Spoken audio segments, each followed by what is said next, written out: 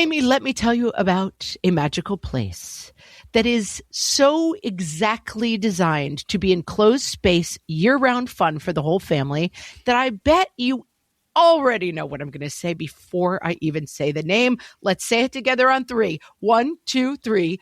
Great Wolf Lodge. You got it, Amy. My kids loved Great Wolf Lodge when we went. You probably already know that it has a huge indoor water park with a wave pool, lazy river, a bunch of massive water slides. But then your pack can hit the other attractions because wait, there's more. Great Wolf Lodge has adventure-packed attractions like Magi Quest, a live-action game kids can play throughout the lodge, plus the Northern Lights Arcade. Spent some quality time there, so your kid who loves the lazy river and your kid who loves fantasy games will both have a great time. Great Wolf Lodge also offers great dining options and complimentary daily events like nightly dance parties, all under one roof. Unpack the car once and you're settled in to have fun. And with 22 lodges across the country, you're always a short drive away from adventure.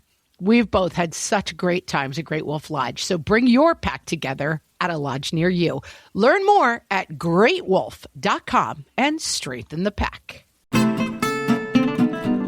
Unfortunately, our cleaning fairies are on strike right now. What fresh hell? Laughing in the face of motherhood. This changes everything. No, it doesn't. With Margaret Ables and Amy Wilson. It's a biological imperative. A podcast that solves today's parenting dilemmas so you don't have to. Your boat has been bumped. There was a hamburger in your bed.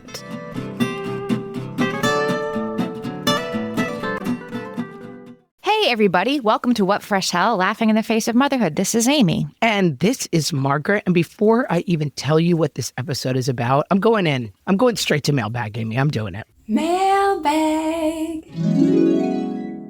Wow. I'm changing it up. New you. New me. Not a new year, but a new me. No, almost. Almost. I'm starting early this year. Today's mailbag is actually a review for the podcast that was left on Apple Podcasts. And it says, I'm an older mom with 2 teenage boys, and our house is generally cluttered, and people are always coming and going. I don't have many friends, but Margaret and Amy remind me I'm not alone on this journey. They always share relatable stories and interesting guests that will answer all your questions. They bring peace to my chaos by laughing at my mistakes. Thank you so much for all your time and stories. My life was dull until I found y'all. Oh, that is so nice. And that is from Hospital Wife. Thank you so much for the review.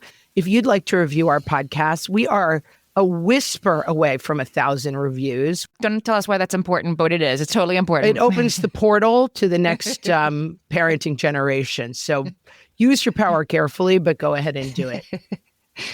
Amy, today we are talking about parables. Okay. Otherwise known, do you know the term epilogue? Not epilogue like the last part of a book, but epilogue. An epilogue. No? It's a brief fable or allegorical story with pointed or exaggerated details meant to serve as a pleasant vehicle for a moral doctrine or convey a useful lesson without stating it explicitly. I mean, it uses the words fable and allegory, which I would, if you told me to come up with synonyms for parable, I would say those two, and now I'll also say epilogue. They're basically famous stories that have a very clear and pointed lesson about them. Okay. A lot of these are ones that we sometimes reference on the show in shorthand. And I thought it would be fun to dive into these parables a little bit more and talk a little bit more in depth about what we get from it. This is one that has been going around, I think, TikTok and other places. And I saw it. This one I had never heard about before, and I really liked it. Okay. Do you know the parable or the apologue of the empty boat? I do not. Hit me.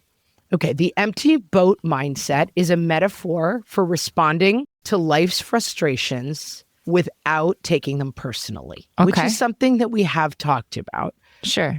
The concept stemming from a story where a person gets angry when a boat crashes into theirs. It suggests that the anger disappears when the person in the boat realizes that the boat that hit them was empty and drifting aimlessly.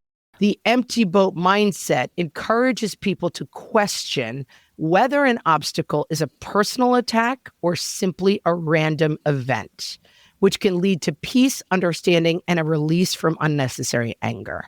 So the basic story is like a man is in a boat and a boat hits him, how angry he is. And then he realizes there's nobody in the boat and he feels not angry anymore. He feels the boat crashed into him. And he's like, what kind of idiot? Am I being targeted? Who would do this to me? Why would they do this to me?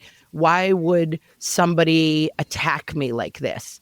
As he turns around and he realizes there's no one in the boat and the boat was just adrift, his reaction is, oh, this was just an accident I can move on from.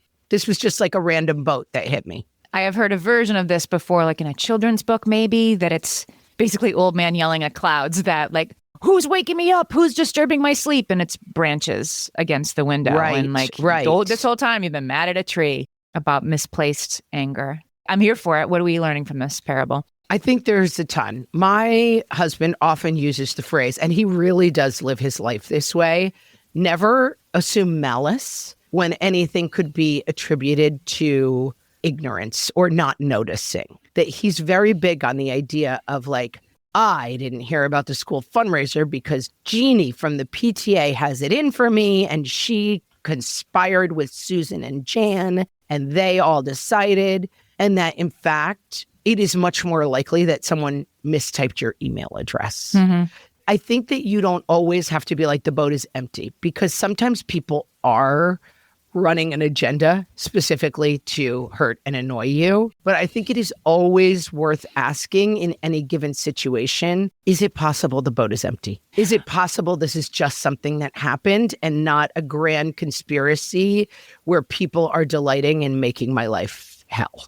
It seems to me like there's times when the boat really is empty. Like there's traffic on the way to the airport and you might miss your flight, right? That's an empty boat moment. Like there's traffic because there is. So nobody's making a decision. Right. And you can get pretty mad in those moments. And it is an empty boat. And then you can walk it out further to be this moment that I was excluded from this. There is a sentient being involved, but it still doesn't mean that there was a conscious decision made to hurt me. Like, is there any part of this where the person driving that other boat was talking to their friend? You know what I'm saying? Like there is somebody there, but it still has this same non-intentional energy. The writer of this piece, which is from secularbuddhism.com, and we'll link to it in the show notes, says, the core idea is simple. Much of our suffering doesn't come from what happens to us. It comes from the meaning we attach to what happens. You sometimes talk about this as the second arrow, or the pain is in the gap. Like that the idea, I'm doing it right now with college applications, right? And I am attaching to college applications several gigantic ideas. Number one, did I do a good enough job as a parent that my kid deserves to go to college and that other people will see that my kid deserves to go to college? Then there's, did I do a good enough job that my kid is going to go to a quote unquote better school than my nemesis Susie's kid? This is not real, by the way. It's the many things that I am attaching to getting into college that are making this experience more painful than it needs to be. I'm thinking about this boat, and I hadn't thought about this until now, but there's also this feeling of like, right now, I'm in the place with the college applications where you have to log into each school and make sure, it still has a red X next to first quarter grades, and should you go back to the school? My daughter's like, no, they got it, but do they? That whole kind of thing. Yes. And it's more like, I've pushed the boat out from shore. My daughter's not even in it. This is like her college applications have been sent. The boat is floating and it's supposed to get somewhere and you are no longer in charge of this boat. And I'm having trouble with that part of it. You can't tack it where it's going. It's empty boat. We will float where it floats. Yeah, he says in the description, it's an invitation to practice compassion, curiosity, and non-attachment in moments of tension. It's the idea of I don't have control over the other boats. Like I just have to practice the idea that things happen randomly sometimes. And that is a concept that none of us are particularly comfortable with. I like this. There's a practice that they recommend. It says, as you go about your week, notice when you feel bumped. It's really more that than like, is the boat empty or not? Whatever. The problem is like, hey, I just got bumped. That's the moment to query, right? Yes. I'm mad. Okay. Why are you mad? What story are you telling yourself? Is it an empty boat that bumped you? What part of this reaction is maybe silly and maybe just a choice? That's right. He finishes by saying not every bump needs to become a battle. And I think that's my takeaway from it. Mm-hmm. The bump becomes a battle because of your reaction to the bump. And we got to watch that. All right, the next one we're going to talk about is called the wolf. I'm going to read you the parable, children, and then we'll talk about it. A young boy came to his grandfather filled with anger at another boy who had done him an injustice. His boat got bumped. The old grandfather says, "Let me tell you a story. I, too, at times have felt a great hate for those that have taken so much with no sorrow for what they do. But hate wears you down, and hate does not hurt your enemy. Hate is like taking poison and wishing your enemy would die. It is as if there were two wolves inside you. One wolf is good and does no harm. He lives in harmony with all around him. He will only fight when it is right to do so. But the other wolf is full of anger. The littlest thing will send him into a fit of temper. He fights everyone all the time for no reason. He cannot even think because his anger and his hate are so great. Sometimes it is hard to live with these two wolves inside you because both wolves will try to dominate you." The boy looks into his grandfather's eyes and asks, "Which wolf will win, grandfather?" The grandfather smiles at his grandson and says, "The wolf that will win is the one that I feed." So you've heard this story before. I haven't. Oh, you haven't? No, I enjoyed this story. Oh, this is such a famous one. I feel like this is something I talk to my kids about all the time. Like, which wolf are you feeding right now? And we all feed the wrong wolf sometimes, right? We all have periods where it's like Gollum stroking my precious, just being like, oh, it feels so good. I've had times where it's like my birthday and I kind of start to realize my husband's going to screw it up. And rather than be like, hey, it's my birthday, I like settle into the righteous rage of it. And I'm like, oh, it's almost going to feel so good when he forgets and I scream at him and blah, blah, blah, blah, blah. You know, like there are so many examples of us feeding the wrong wolf. Well, the negativity bias that we have talked about means that you collect evidence, your brain collects evidence, see, I was right, for the thing you choose. And all of our brains, for completely primitive caveman reasons, choose negativity. Choose what if I'm in danger? Choose what if there's not enough food for everyone? Choose what if it isn't safe here? Like that's a safer way to survive. The idea being you want to remember which bush has poison berries on it more than you want to remember like the bushes that are fine, that it's important biologically. It's a biological imperative. The idea being that you have to remember the bad things because that's what keeps you safe. You pay more attention to them. Yeah. But then you're feeding the wolf, the wrong wolf. At that point, you're definitely feeding the anxiety wolf, right? Like everybody's after me. I remember we had Tiffany Jenkins on and she was talking about her anxiety and that her internal world was basically like the Terminator brain. Like everywhere she went was like, there's water over there. What if one of the kids like ran and dove into it? She was over scanning for potential dangers everywhere they went. And I think that's where you can say to yourself, I'm overfeeding my anxiety wolf. I need to figure out how to feed the parts of myself that are telling myself a better story than this. And, you know, I just want to say, if you're struggling with anxiety, it doesn't mean that you're a less evolved person than somebody who doesn't struggle with anxiety. Some people... Believe you me. Right? Some people just can feed that happy wolf more easily. And some people have less serotonin or more dopamine and their other wolf is going. But this sort of mindset reset is always available. And what is it like to feed your wolf? That's a good thing to do in inventory. Does it look like sitting down with girlfriends and talking about how bad everybody else is, which ups your anxiety about people talking about you? Or is it always assuming that your husband is going to do the stupidest thing, you know, rather than giving him the benefit of the doubt? Or is it seeing your kids as they are a problem in my life versus they're having a problem that I can help them with? So I think it's both important to feed the right wolf, but to do that, you got to back up and be like, how am I feeding which of the wolves in my life? All right. Makes sense to me. Let's take a break. When we come back, more parables.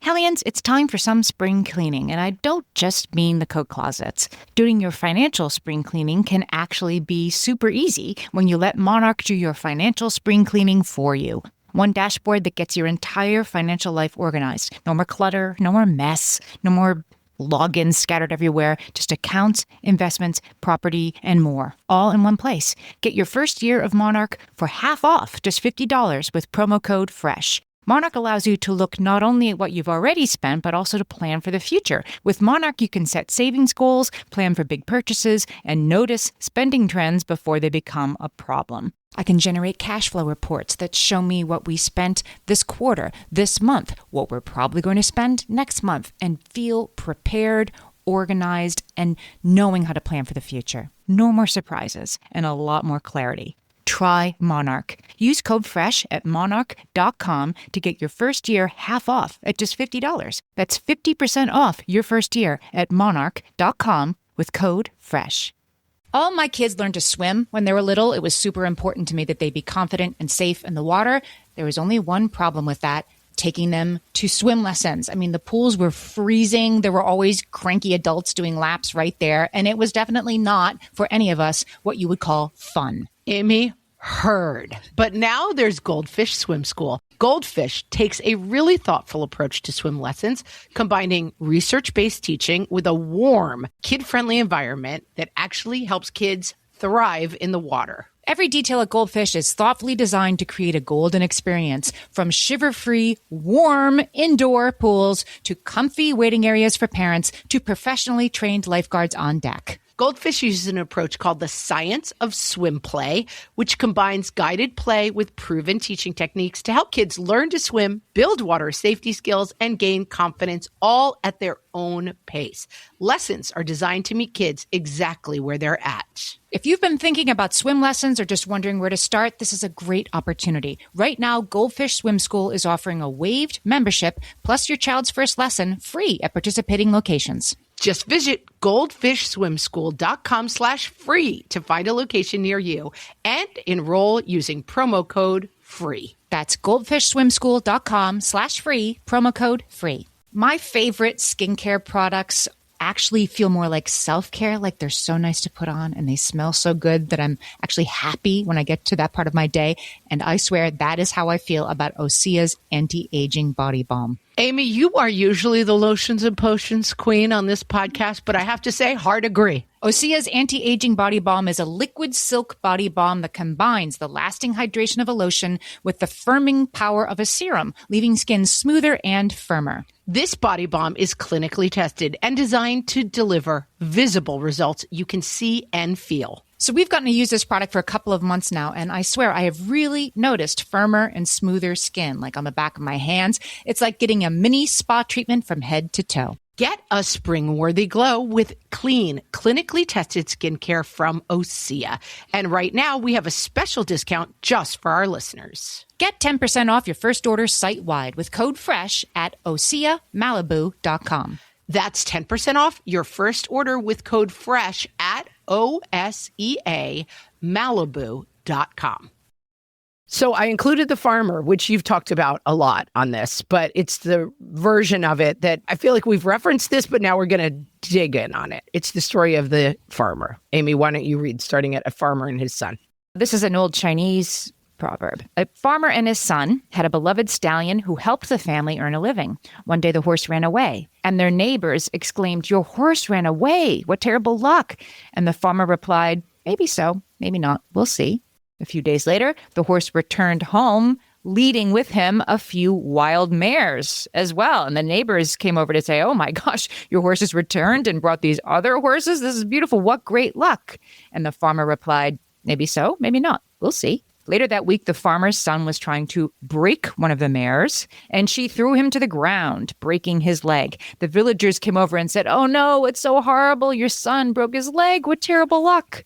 The farmer replied, "Maybe so, maybe not. We'll see." A few weeks later, soldiers from the National Army marched through town recruiting all the able-bodied young men for the army. The farmer's son, because he was still recovering from his injury, was not conscripted. The neighbors shouted, "Your boy is spared! What tremendous luck!" To which the farmer replied, "Maybe so, maybe not. We'll see." So the moral of this story is that very few events can be judged as truly good or bad or lucky or unlucky, no matter how they seem in the moment. Only time will tell the whole story, And so all too often we apply meaning to something immediately. And I guess the more evolved thing is not to pass judgment on what is happening and not to get sucked into this being the terrible thing and feeding that wolf. Yeah, I don't think there's a version that is evolved and unevolved. It's just that the lesson of the story is that it's very hard to know if things are good or bad in the moment. That's the only lesson. And I grew up with a father who said the phrase, never judge a crossroads 1,000 times, 100,000 times. And looking back on life, I understand a lot more what he was saying. I think it's very hard to give this advice, and I'm wary of giving it to my kids because it's very easy to see with little kids. Like, oh, I'm engaged to Jenny at the lunch recess when they're in kindergarten. Oh, Jenny doesn't want to be my friend anymore. This is the worst thing that's ever happened to me. And you're kind of laughing because you're like, you're not even going to remember Jenny's name in 2 years. This is not the worst thing that's ever happened to you. But as we get older, I think we see much more clearly that life takes many twists and turns. And sometimes you think, I mean, I can think of us, Amy, certain things we wanted to have happen with the podcast. And we thought, oh, this is going to be the thing that makes the podcast successful, especially in the beginning. And that those things didn't happen. And the other things that happened turned out to be much better. Or this one award or this one thing is going to change the trajectory of the podcast or my acting career or whatever it is. And then that doesn't happen either, right? Yeah. Like, this changes everything. No, it doesn't. It doesn't do anything. I think about this all the time, and I've been applying it to my own life and with a lot of success. I do think it is something you can't tell somebody else. You know what I mean? Well, who knows? You just have to think this for yourself. You can't tell somebody else to think that, especially when something unfortunate has just happened to them. But I think you can apply it to yourself and learn a lot from it. And certainly looking back, on like things that happened to me or to my kids or to my nieces and nephews, like they didn't get into the college they thought they really wanted to go to. That was a disappointment. Now, 9 months later, it's like, I can't believe I ever thought I was supposed to go somewhere else. It's easy to see for other people, harder to apply to yourself, but I think you can only apply it to yourself, and it does work. Yeah, and I think that a lot of these stories are based around the bump that we keep talking about.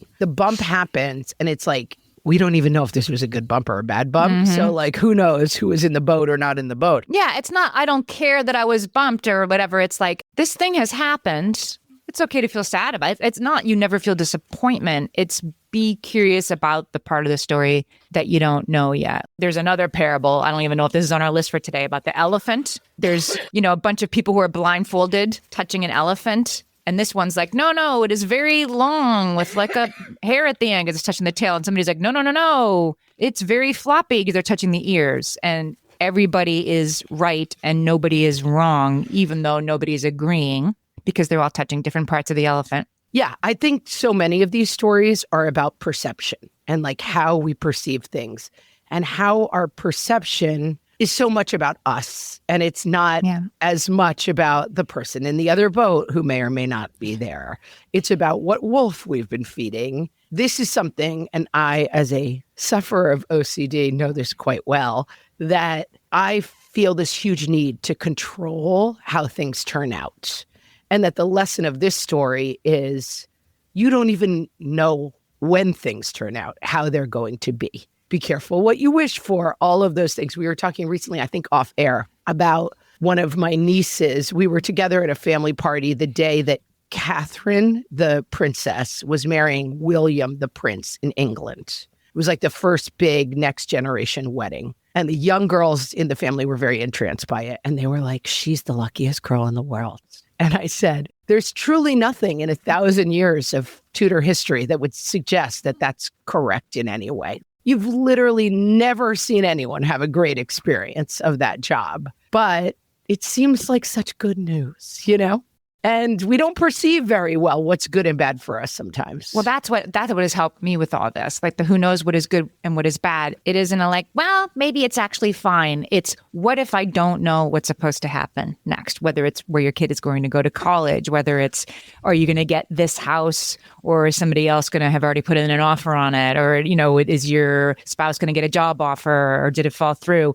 You don't honestly know which way things are supposed to turn out? Is your sister going to get back together with her boyfriend? You don't know what the right answer is. What if you choose to not know what the right answer is? Because then if you really feel that way, then you won't feel this great anxiety of everybody just needs to listen to me so everything will be okay. That's right. And we did a whole episode that we should link to about non-attachment. The idea of non-attachment is to put Amy's piece of paper between you and what's happening and what you can and can't control. Easier said than done. And I think not always the best approach. Like, I think you could just play a drum in the yard all day and be like, la, la, la, la, everything's fine, everything's fine. I don't know that that's the most fulfilled version of a life for me, but that person is very good at non-attachment. And I think that for us with parenting, it's a good practice because sometimes we actually do have to disattach. Right. To let go of outcomes because we can't control them. As we always say, if it worked, hold on to it, but it doesn't work. You can't control them, and maybe your kid wasn't supposed to get that part in the play or go to law school or stay with their girlfriend. Like, you don't know. And so stop being so sure you do. Yeah. And it's a tricky balance because it can tip into what you call like, relax, mom, running around with your Google sheets about what's wrong with your kid. It's like, well, no, I am actually very attached to getting a correct diagnosis of my child's illness. I'm not going to non-attach from that. I'm not going to sever my attachment to that. You're still going to get them to their hockey tryouts on time. You're still going to get the application in by the due date or make sure your kid does. And then you're going to detach. Yeah, I think it's very much the Alcoholics Anonymous Al-Anon adage, which is, we talked about it in that other episode. God grant me the serenity to accept the things I cannot change, the courage to change the things I can, and the wisdom to know the difference. That's right. And it's both parts, right? You don't want to go all the way to like playing the drum and saying la, la, la, but you don't want to try to change things you don't have control over. Is there anybody in the boat or not? That's what you want the wisdom to know. Is this boat empty? Right. Am I trying to change something that I fundamentally have no control over? All right, Amy, we're going to take a break. And when we're back, we have even more parables. You know that thing where you get an amazing pair of shoes at a really great price and want to tell everyone about it? Yeah, so do we. Here at Designer Shoe Warehouse, we'll give you something to brag about, like the latest styles from brands you love, or the trends everyone's obsessing over, or shoes that make you feel like, well, you. So go ahead, show off a little. Find shoes that get you at prices that get your budget. Head to your DSW store or DSW.com today. DSW. Let us surprise you. Amy, when I'm having a good hair day, it usually makes my whole day better. And that's why on every day, I'm taking Nutrafol. Nutrafol is the #1 dermatologist-recommended hair growth supplement brand. And it's the #1 hair growth supplement brand personally used by dermatologists. Nutrafol's hair growth supplements are peer-reviewed, NSF certified for sport, and clinically tested. Nutrafol offers multiple formulas for men and women tailored to different life stages and lifestyle factors, so you get support that's actually right for you.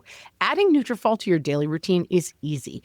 Order online, no prescription needed, with automated deliveries and free shipping to keep you on track. Let your hair be one less thing to worry about. See visibly thicker, stronger, faster-growing hair in 3 to 6 months with Nutrafol. For a limited time, Nutrafol is offering our listeners $10 off your first month subscription and free shipping when you visit Nutrafol.com and enter promo code LAUGHING. That's Nutrafol.com, spelled Nutrafol.com, promo code LAUGHING.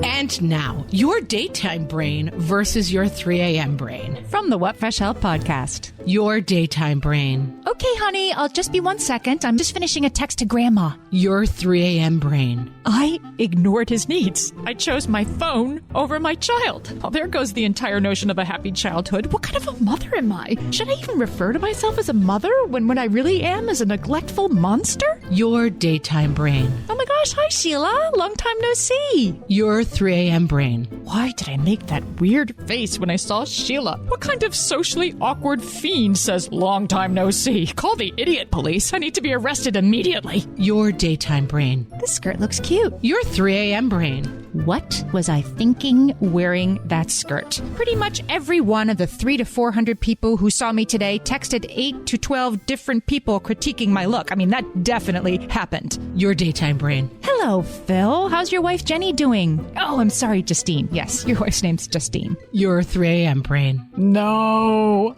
I can never leave my home again, as there is a chance I will ever run into Phil again. I'm a shut-in now. I mean, it's the only safe choice. This has been your daytime brain versus your 3 a.m. brain From the What Fresh Hell podcast. Okay, so we're back, and now we're going to talk about the parable of the drowning man. This is how the story goes. A storm descends on a small town, and the downpour soon turns into a flood. The waters rise. The local preacher kneels in prayer on the church porch surrounded by water. One of the townsfolk comes by in a canoe. You better get in, preacher, because the waters are rising. And the preacher says, no, I have faith in the Lord. The Lord will save me. The waters keep rising. The preacher goes up to the balcony. He's praying to the heavens. Another guy comes by in a motorboat. Preacher, we need to get out of here. The levee's going to break any minute. The preacher says, I shall remain. The Lord will provide. The motorboat goes away. The levee breaks. The flood rushes over the church. Only the steeple remains above the water. Now the preacher is up on the steeple, clinging to the cross on the steeple. A helicopter comes out of the clouds, and a state trooper calls through a megaphone, grab the ladder, preacher. This is your last chance. Excellent megaphone special effect, Amy, by the way. Once again, the preacher says, the Lord will deliver me. And he dies. The preacher goes to heaven, though, because he was a pious man, so he makes it to heaven. And he gets to the pearly gates, and he asks the Almighty, Lord, I had faith in you throughout my life. Why did you not deliver me from that flood? And God says, what did you want from me? I sent 2 boats and a helicopter. Have you heard this story before? No, but I love it. It's so funny. We told all these stories growing up in my household. But this story obviously is another kind of story about watching your story, right? There's an old joke that a family meets their son-in-law and he's studying to be a rabbi.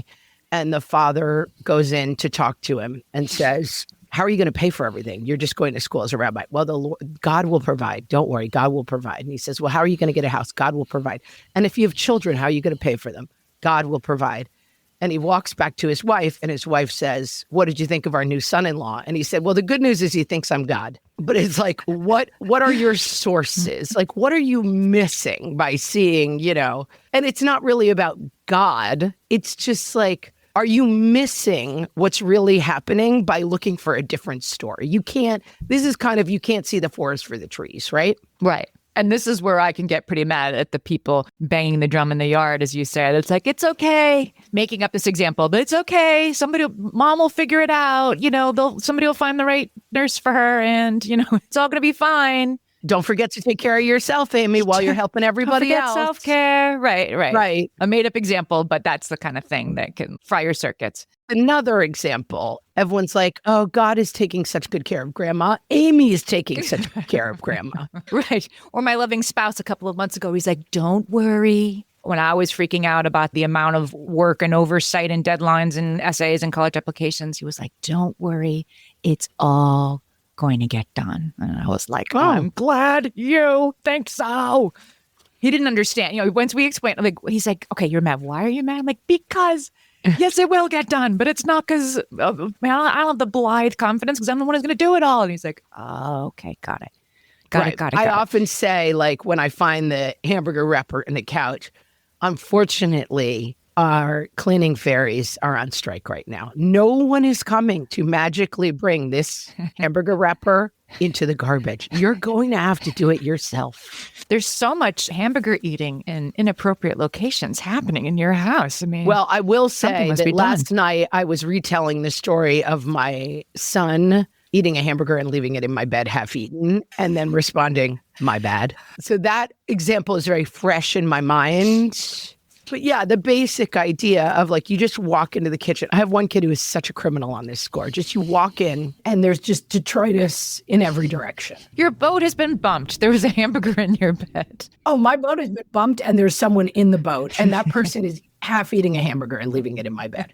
Sorry, I've learned nothing from the parables that can help me. The boat is not empty. The boat is not empty. Should we talk about the boiling frog? I mean, this one, I feel like everyone's heard recently, but it's so useful and there's some fun facts that go with it. So hit us with the boiling frog. This is an apologue, really, more than a parable. I'm going to call this an apologue that is the story of a frog being slowly boiled alive without realizing it. I don't even know if this is scientifically accurate. But Oh, I'm going to get to that, Amy. all right. So the idea is if you just dropped a frog into a pot of boiling water, it would immediately jump out. Well, this water is way too hot, and it would save itself. But if the frog was put in just, room temp water over low heat, which was then brought to a boil very slowly, the frog in the pot does not perceive the danger and will therefore be cooked to death.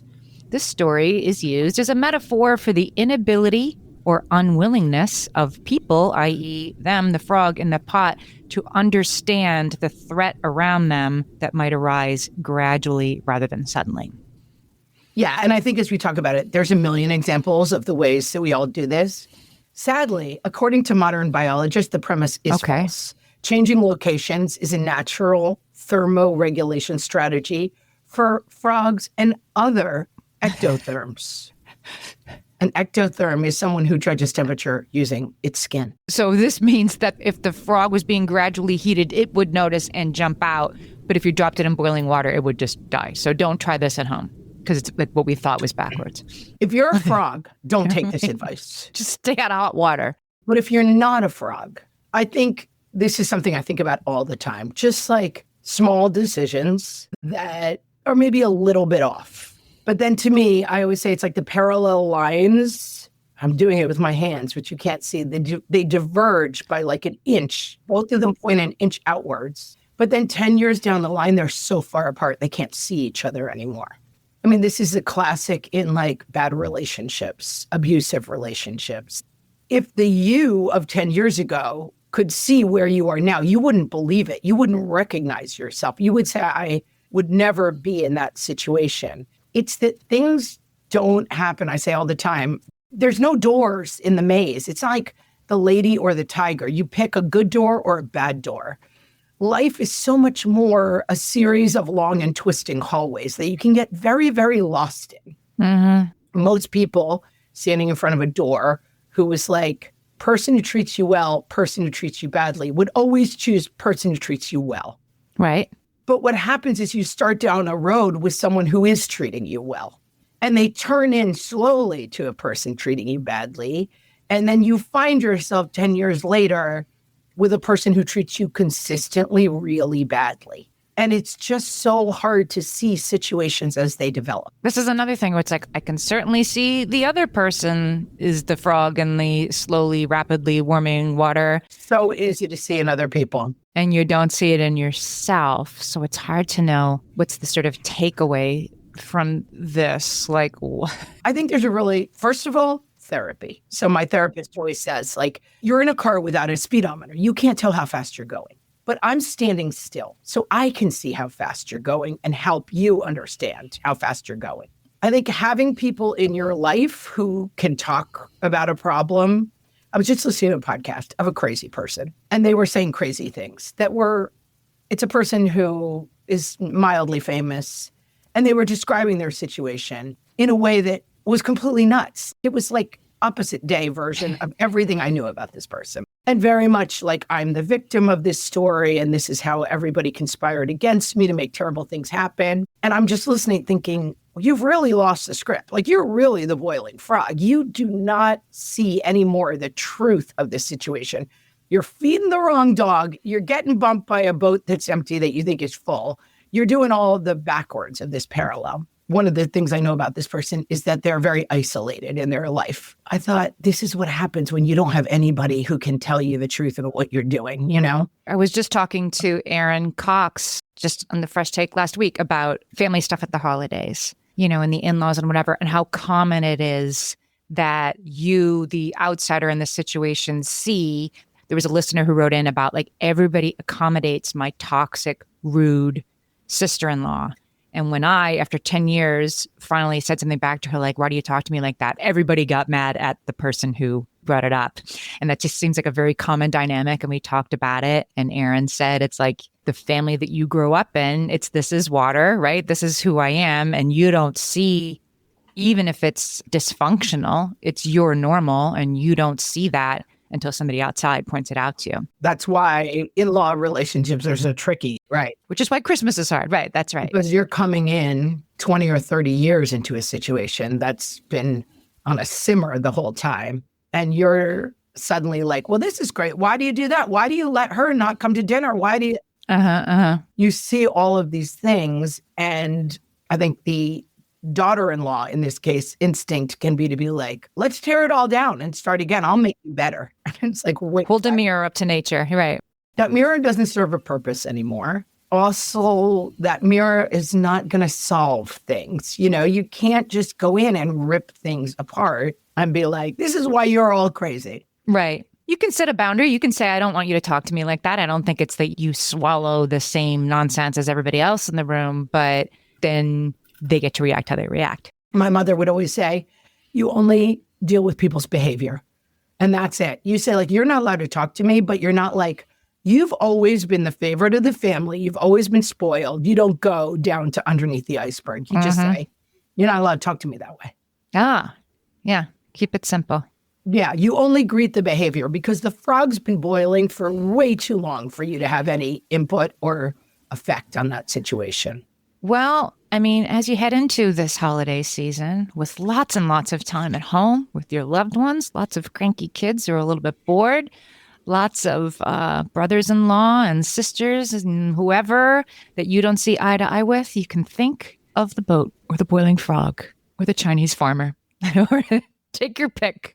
I'm a very big metaphor person, as you can tell from the podcast, because I'm always like, you've got to row your own boat and go to outer space. And I'm like, wait, what metaphor am I in now? I'm rowing a boat in space? But I do find that parables and metaphors and poetry and prose really help me understand the world. Brains like stories. Brains like narrative structure. Is that it? I think that might be it. That's a thing we do. We love for there to be a story that makes meaning of our experiences, and we'll make one up if we don't have enough details of our own.